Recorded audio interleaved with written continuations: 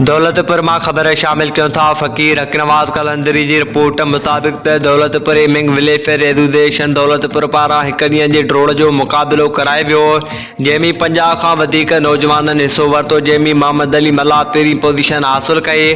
तफ़सील मूजिबि दौलतपुर जे नौजवाननि में सेहतमंद सरगर्मियुनि खे हथी वठाइण लाइ एमिंग वेलफेयर एसोसिएशन दौलतपुर पारां हिक ॾींहं डोड़ वारो मुक़ाबिलो करायो वियो, जंहिंमें 50 खां वधीक नौजवाननि हिसो वरितो।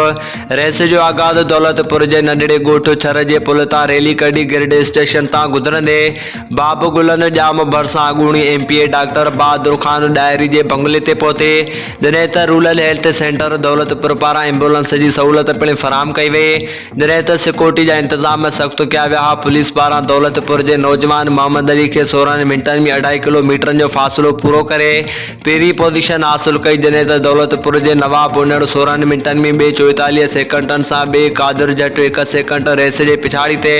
एमिंग वेलफेयर एसोसिएशन जे सरपरस्त आला खुर्रम हयात ख़ानज़ादा ऐं सदर आमिर सिद्दीक़ ख़ानज़ादा ऐं ख़ासि महिमान गवर्नमेंट हाई स्कूल नवाब वली मोहम्मद जे स्कूल टीचर उस्ताद अहमद अली शाह, उस्ताद मोहम्मद सलीम सोलंगे, उस्ताद मोहम्मद सलीम शाह जन पोज़ीशन खणी उन्हनि में इनाम विरहाया।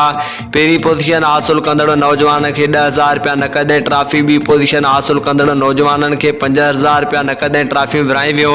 टीं पोज़ीशन हासिल कंदड़ नौजवान खे 3,000 रुपयनि जे इनाम ऐं ट्रॉफी ॾिनी वई। उन मौक़े ते ख़िताब कंदे हिन जो त एमिंग वेलफेयर एसोसिएशन दौलतपुर पारां हिन रेस मुनक़िद कराइण जो मक़सदु दौलतपुर शहर जे नौजवाननि खे लथ खां बचाइण, उन्हनि खे सेहतमंद सरगर्मी में मसरूफ़ रखणु आहे त जीअं हू अॻिते वधी सघनि।